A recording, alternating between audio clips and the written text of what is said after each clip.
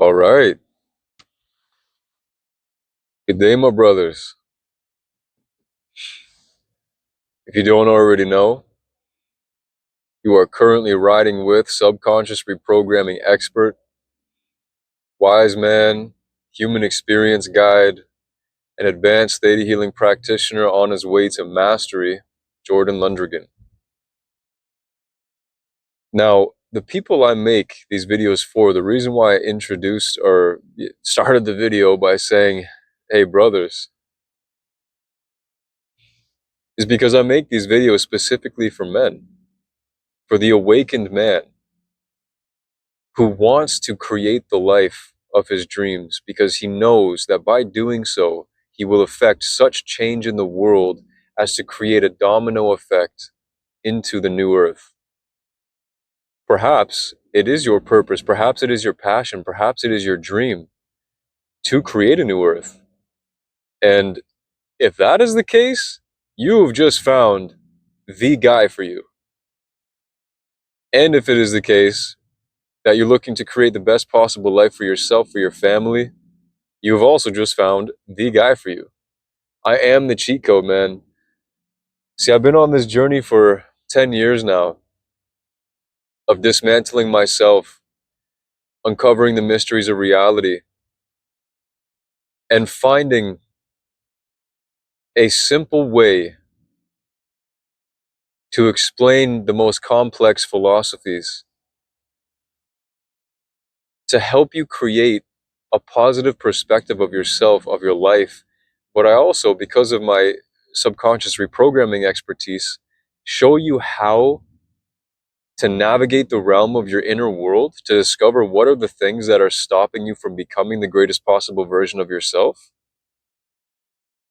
And I show you how to reprogram them as well. There's multiple meditations on this page that you can go and do right now to enter the theta brainwave state, which is the brainwave state you must enter if you are to truly begin exploring the depths of your being and to reprogram your subconscious, because it is directly linked to your subconscious, as it is in the theta brainwave state that from the ages of 0 to 7, you are instilling the programs that will unconsciously run throughout the rest of your life, dictating the course of your destiny, if you do not bring those unconscious programs to consciousness. Now, this specific video, I wanted to talk about how generational beliefs can impact your life, which is essentially to say the trauma, or not the trauma, well, potentially the trauma too, but the karma of your ancestral line, how that impacts your opportunity to exist on earth. See, because it is really that each one of us should have a clean slate coming into this life, which is to say that our parents have eliminated the programs of limitation from themselves. And if you are a father such as I am, this video is going to be unbelievably profound and beneficial to you, and may even change the very way that you are raising your children. And in fact, I was about to be real kind of rude there, but the information presented in this video, it is paradigm shifting, unquestionably, and you will see. So I want to give you an example of how generational beliefs will impact the spawn of, the parents, let's say. So I have mentioned this in a previous video, but I want to talk about it in a different way now, where, see, I know someone, okay, who recently came into nearly $500,000. After just a few months, this person only has 50 grand left, possibly even lower than that, because it's been a week, just over a week since I've talked to them about it. Now that already may be extremely shocking to you. Like, what the fuck have they been doing? What kind of parties have they been throwing? So here's the thing, right? We live in a world where money,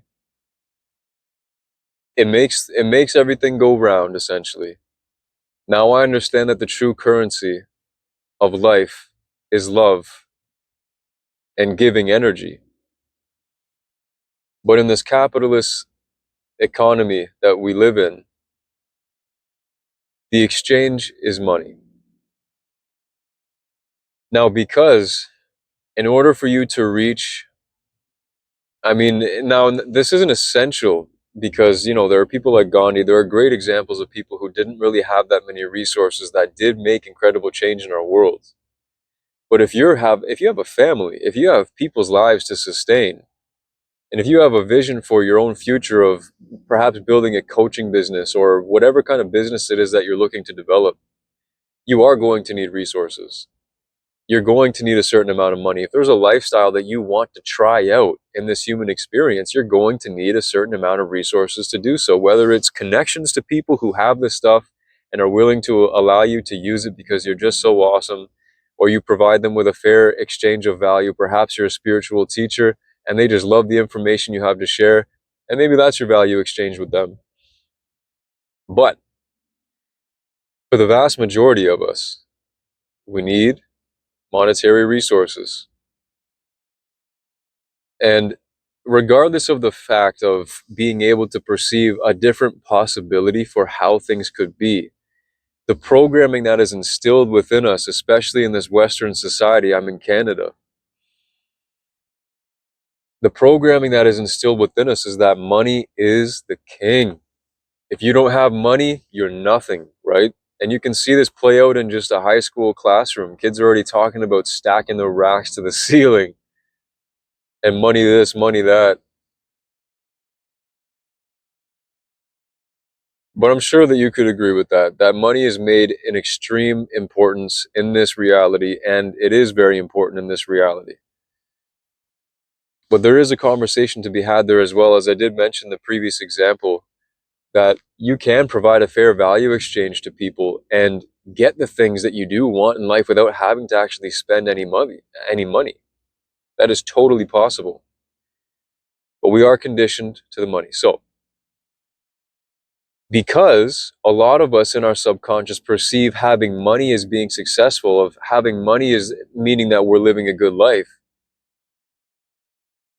we are also programmed with the fear of achieving our greatest potential, which is to say that we have a fear of achieving a high monetary status.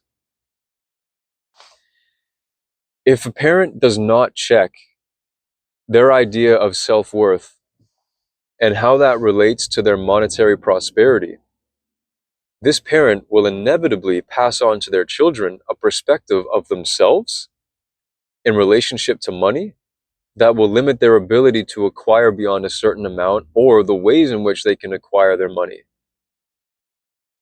Like, for example, my father, who is an amazing man, do not get me wrong when I speak about my parents, my family is amazing. They're incredible people, but they do also have a great set of limitations which they've passed on to me, which I talk about, but I want it to be known every time that I do talk about them that I love my family deeply, and my father is an exceptional man, the most giving man I have ever known in my entire life, in fact. But he does have his own limitations that he's passed down to me. For example, he had many things happen to him in his life, and he never explored his subconscious belief system. And I'm going to do a video actually as well about how beliefs are instilled within the body, because there's multiple ways in which beliefs are instilled. It's not just that it's the programming you receive from ages 0 to 7 in the theta state. There's multiple ways that beliefs are instilled.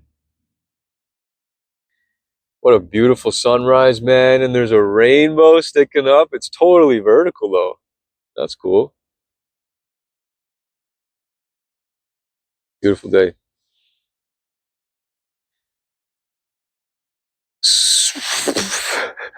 Where was I? Got caught up in the beauty of God's creation here. So where I was going with that is, so my dad passed on his own limitations to me, that he was unworthy, that he did not have value. Because his whole life, he's never pursued his dreams. he's only worked, I shouldn't say only, he's chosen to work a 9 to 5 for the duration of his life, because that's what he believed was of equal value to his life for him. And there's nothing wrong with working a 9 to 5, don't get me wrong. But what I'm saying is that he chose not to pursue his dreams over this 9 to 5, which is to say that there's an issue with his self-worth, with his identification to his dreams, you see, which was passed down to me. And so, I've gone through a tremendous amount of suffering and working jobs that I hated and all this stuff because I didn't believe that it was possible for me either. But now here I am making this YouTube video. Now here I am learning how to trade stocks and doing all this stuff and being the guy who's up at 3:45, 4 a.m. every day and banging out workouts and doing my yoga and doing my breathing exercises and tapping and leading meditation groups and doing reprogramming sessions for people and all of this stuff. And I'm creating the life of my dreams right now. And I will never stop because I know how the journey unfolds. I know how it works. I am the cheat code for you guys, I'm telling you. So, but really I want to bring it back to my buddy who came into the nearly $500,000 and has only 50 grand left. You see, just like how my dad passed on the limitations from himself, that he was unworthy, that he wasn't good enough, that he was whatever, that stopped him from pursuing his dreams, which I have completely fucking shattered, and I'm now on a trajectory towards my dreams that I have never seen unfold as quickly as I am achieving the things I'm achieving. My buddy, his lack of responsibility for his money, yes, that is on him. Don't get me wrong, that is on him. But at the same time, the program that was instilled with him as a youngster was whatever programs his father had to create a relationship to money where he was not responsible with it. And there's a big conversation there to have, right? Of, well, it's your life. I'm your parent. I didn't make you make those decisions. Well, did you know that the subconscious, and you can, well, okay, just to give myself some validation or some credibility here, go search up Dr. Bruce Lipton if you don't know him, and Dr. Joe Dispenza. Both of them will confirm to you, who are also subconscious reprogramming experts and just experts in their field in general. Both of them will confirm to you that the subconscious is 95% versus the 5% of your conscious will. It is 95% more powerful than your conscious will. Because what happens when we pass down these beliefs to our children is that the beliefs are instilled on an unconscious level. They turn into certain ways that we drink our coffee. They turn into certain colors that we wear. It turns into certain ways that we walk, into ways that we speak about ourselves, the ways that we speak about others. It turns into the situations that we find ourselves in, because these unconscious beliefs, they manifest themselves as habits. And if you are not made aware of these habits, well, then they control the outcome of your life without you even realizing it. And you think that you're choosing for yourself, but you're really not.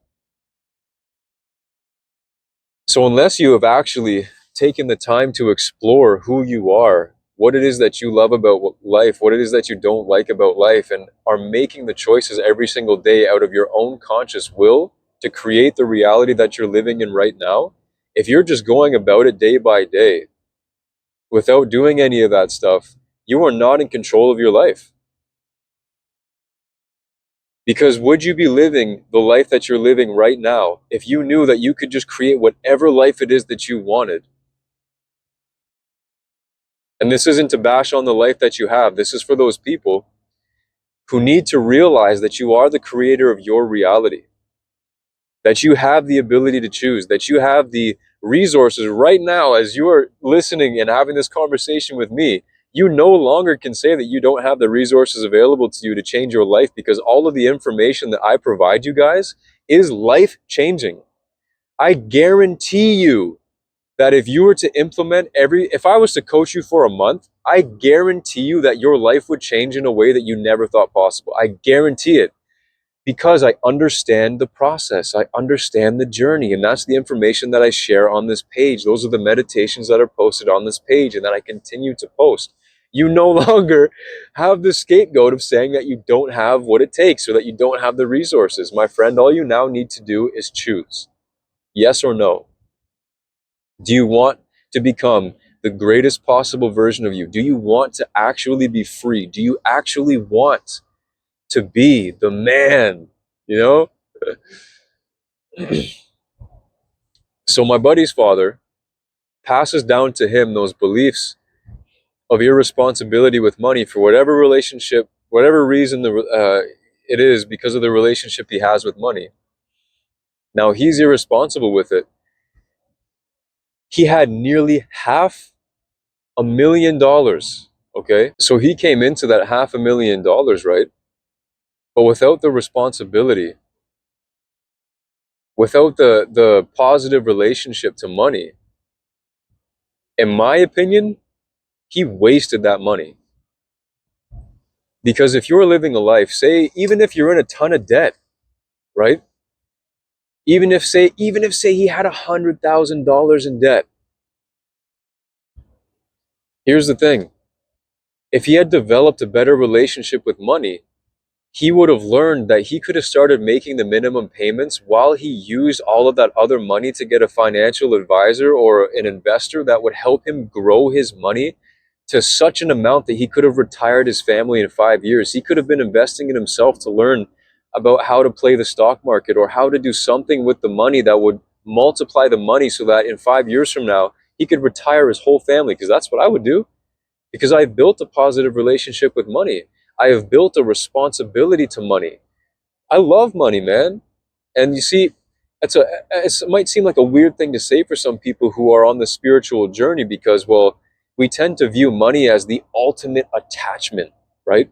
But it's not. It's just another form of energy. It is the currency. It is the current C, which is to say that it is the current, like a river flows to the sea. It is the current form of flow to ultimate abundance.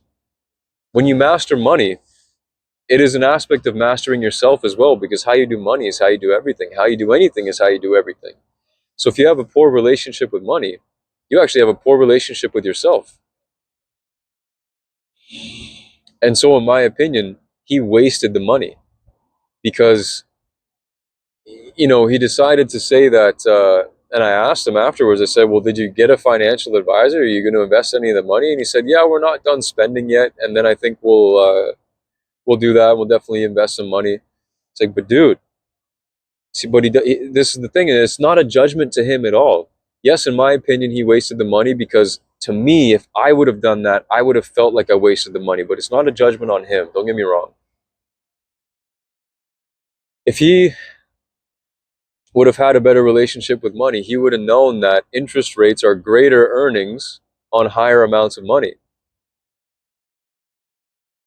For myself, I would have immediately gotten a financial advisor, an investor, people who would help me be able to protect the money from being taxed, and who would be able to help me learn how to invest the money myself, who would help me be able to invest the money myself so that I could also develop that skill and earn even more responsibility with money, heal more of my relationship with money. Sorry, I'm getting kind of blown up on my phone here.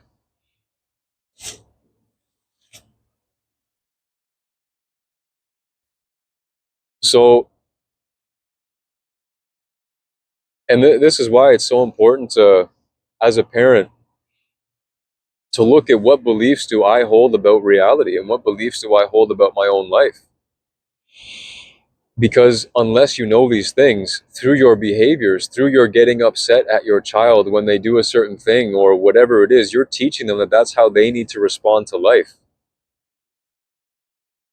Through your interactions with exchange, with money, you're teaching them how to behave with money. Do you love money? Do you have a great relationship with money, or do you hate money? Do you cast it aside as it's, no, I detach myself from money because it goes against spirituality? No, my friend. Money is just a form of energy. And in this day and age, it is attached to a certain type of abundance. So if you want to try out a lifestyle in this life, you've got to develop a better relationship with money, which is to develop a better relationship with yourself. Because then how are you going to make this money? Are you going to trade it in the stocks? Are you going to develop your own business? Are you going to trade goods? Whatever it is that you're going to do, you have to be able to cultivate a certain sense of worthiness in yourself in order to be able to do these things, a certain sense of confidence in yourself to be able to say, hey, I've got something to offer, or hey, I'm able to learn this skill and actually use this skill to create more money. If you don't have this, well, good luck.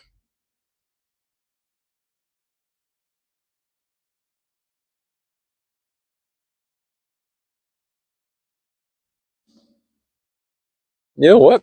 I'm going to leave it there. Short but sweet.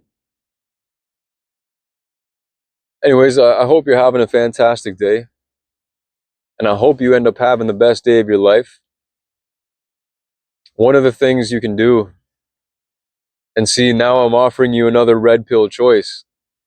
There are two specific meditations on my channel right now. One is called the Multiverse Manifestation Meditation. Another is the Divine Timeline Meditation. Both of those meditations are what I would honestly consider to be essential meditations for creating the life of your dreams, because the one meditation, the Multiverse Meditation, it actually takes you into experiencing the life of your dreams to create the energy within yourself in the here and now, and then transporting that energy from the realm of spirit into the body, into your current reality. Because ultimately, it's the energy that you exist in that is going to determine the outcome of your life. And this is what happens when we reprogram our subconscious, is we actually end up changing the energy that is being generated and being transmitted back out to reality when we change these things inside of ourselves. The divine timeline meditation is going to align you with the divine timeline at which everything seems to happen miraculously, where the synchronicities occur. Another Cybertruck. Dude, I'm seeing them everywhere. That one was black though, it looked pretty cool.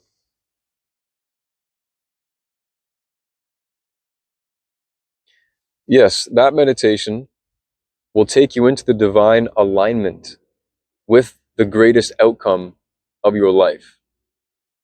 Essentially, both will, but in different ways. See, they have their unique properties. Another thing you can do is search up Brad Yates. He does EFT tapping, and he, in my opinion, is by far the greatest on YouTube. He's got a video for everything, man. He's been in the game for 16 years or something, posting on YouTube, something crazy like that. And he's got a video for basically everything, but a wonderful video to start your day off. It's only about 4.5 minutes. It's called Amazing Day. Tap yourself into an amazing day with Brad Yates, man, and just see how you feel. Start your day off by resetting your nervous system.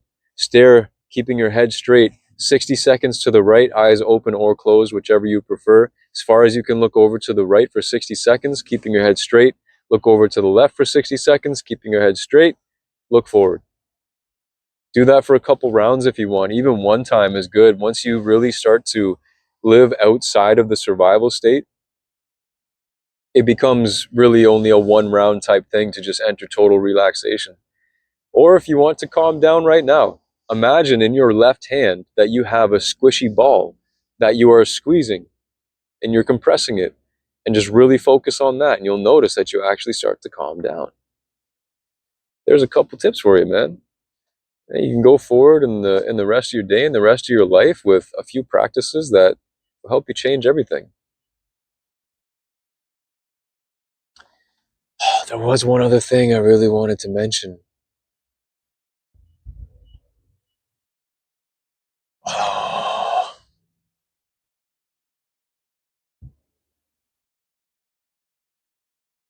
Ah. It escapes me, boys. It escapes me. Well, if I remember, maybe I'll throw it in the description or something. Anyhow, now I'm actually going to sign off. I hope that you have yourself the best day ever. You guys already know, if you've watched my videos, the reason I make these videos is because I love you unconditionally, and all I want is to see you blossom into your greatest potential. Because that's what we need in the world. We need every single person to realize the greatness of who they are and to live through that unconditional love. It's the only way that we're going to be able to change the situation that we've got right now, where we're destroying our planet and our soil is messed up and the oceans are poisoned, the air is poisoned, and our food is poisoned, and big pharma and big ag and all of these corporations are just running the show and trying to give people cancer and kill them and everything. Oh crap, did I just get my video scrubbed? Oops. Well, hopefully this makes it into your line of sight now. Freaking YouTube, man. Restricting our freedom of speech, or at least trying to. That's all I want. That's the reason why I share all of this. It's the reason why my entire life is designed around. This is why, I want to coach people. This is why I want to do the one-on-one sessions. This is why I do all of the stuff that I do, is because I just want to see you guys at your absolute best. For your sake, for your family's sake, for your children's sake, so that those beliefs of limitation don't get passed down to them. Because if we don't assess the landscape of our belief blueprint and we pass it down to our children, then we perpetuate the world that exists now, where it's on a trajectory towards destruction.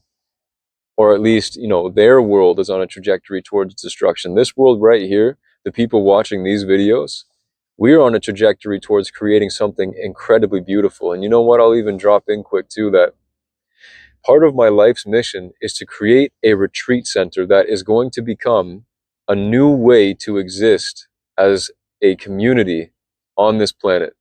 It starts off with the retreat center that becomes fully self-sustainable, meaning that we have all the food. Well, you know what that means. We have everything necessary to survive without outside resources helping us survive. And that is, I've done a couple videos on this actually already, where I'm talking about phase 1 and phase 2, and I'm going to be doing more videos about it as well, because I'm actually building the campaign to launch a crowdfunding platform, or to launch how do you say that? A crowdfunding campaign to have this idea funded, so that we can actually start building this. And if you're somebody who's interested in working on something like that, well, then let's talk. And let's figure a few things out, my friend, because I'm here to change the world. And I am not going to stop until my dying breath, until I see the vision that has been given to me by the grace of the universe to manifest in this physical reality. I will not stop till my very dying breath. And such is my promise to you as well. I am not going to stop releasing the greatest content I possibly can. I'm not going to stop spreading the deepest depths of the truths that I have uncovered about reality, about myself, about what freedom really is. I'm not going to stop ever, man. This is why I'm alive. So, an extended goodbye seems to always happen. Oh, it's just so fun for me to do this, man. I love talking to you guys. Anyhow, cheers. Okay, I'm back. You're gonna get 3 goodbyes in this video, I think it is now. I remembered what I wanted to touch on is another aspect of how we pass down these beliefs. But it's not just that we pass down certain things that we believe about ourselves and about reality that end up controlling the outcome of our lives. Yes, we pass down a perspective of life as well that is also extremely limiting, because any beliefs that we pass down are essentially rooted in fear, you see. All of our beliefs come down to fear. Plain and simply. And, maybe I'll do a whole video on that too. I'm not going to get super deep into it right now. But essentially, all of our beliefs come down to fear, because there's a place of belief and there's a place of knowing something. They're two very different things. And when we reach that state of knowing, that's when we enter into true trust with creation. That's when we enter trust with ourselves. That's when we enter the flow state so easily. That's when we can create the life that we actually want. Because you see, when we're in a place of trust with ourselves, we can rely on ourselves to continue to show up for ourselves, to put in the work that needs to be put in for ourselves, to actually be able to create the things that we want to create in life. You can't be afraid to do it. Otherwise, it's going to impact the outcome of, say you were drawing something. If you all of a sudden start doubting the flow of your pencil, well, then you're starting to create something that's outside of that beautiful flow of creation, absent of fear. Now you're starting to dive into the fear and put that into your painting or your drawing. The thing that I really wanted to touch on, though, is that yes, you pass down a belief system of limitation rather than passing on a state of knowing, because that's really what knowing is. It's a state of existence. You pass on a perspective of life, but you also pass on, it's essentially a perspective as well. You pass on a survival state, a survival perspective of life, where instead of the children seeing unlimited possibility, unlimited resources, they see a finite reality. They see one that they can't trust. They see one where there's enemies around every corner. They see one where they're constantly triggered by basically everything in their reality. It doesn't matter how small something is, right? If it's connected in some way to a limiting belief that you have, it very well could trigger that limiting belief.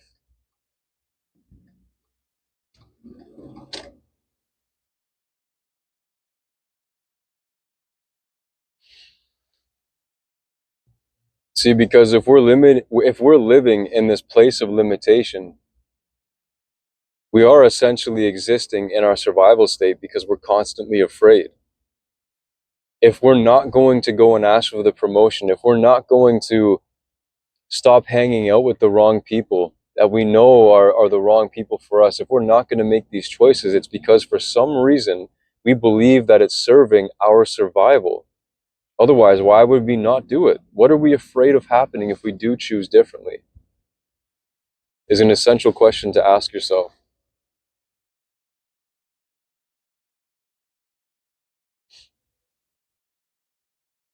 Because if you do pass on that state of survival to your kids,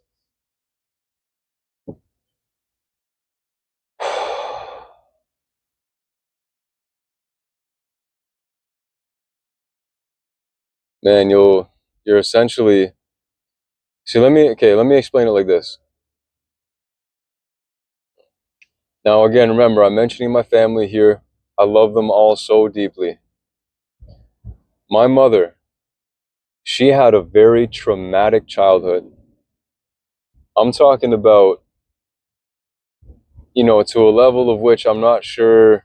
I'd have to ask her if she's comfortable with me sharing stuff about her childhood on here, because I wouldn't want to cross any lines, But let's just say that she had, if you could imagine a rough childhood, she had it. Abused in every way. And again, she did not address the trauma that she received when she was a child. Trauma can actually overwrite the process. Well, I guess it essentially is then a process of instilling a belief. But when you do experience a deep level of trauma, that can bypass all of the security systems to the subconscious and instantly download and imprint a new belief into you. So when you're going through stuff that is super traumatic, for one thing, Unless you regulate your nervous system afterwards, and unless you go through the healing afterwards, if you've ever been through a traumatic event and you haven't done this, well, then that belief is still running rampant in your life. And you may notice that you have a lot of angry outbursts, or you have a lot of anxiety, or that you have trouble sleeping, or that maybe your bladder is messed up, or maybe you get a lot of migraines. It can express itself in so many different ways because it's all stored in the body as an energy that builds up and manifests itself in some kind of physical capacity. And so, she never did any of that when she was growing. She didn't learn about it. How was she supposed to know? So she went through life, then she had me, and I was born with the perspective of her trauma because she never healed it. So I learned to believe that love was something that I had to go out and find from somebody else instead of loving myself. I learned from her that I was never going to be good enough for anybody. I learned that people were always going to abandon me. I learned all of these things, and she not like she was even trying to teach me those things, because my mother loves me. She loved me unconditionally. She did a great job at raising me. But underneath everything else she was doing, because she was unaware of the programs that she had, she was also passing on to me this perspective of her trauma. And so, although I had never directly experienced the trauma, I was living my whole life as if I had experienced all of the same traumas. And then you see what happens is, because now my perspective of life is one that says, I am unworthy of love. And because your beliefs that you create about life, see, that's a belief that I am unworthy of love, and cancel clear all of this. When you go about life believing this, and remember, our beliefs are tied to our subconscious belief system, which is a survival mechanism of the body. If you believe that you're unworthy of love, your body then needs to create situations which validate that you are unworthy of love. Otherwise, you are being threatened by reality.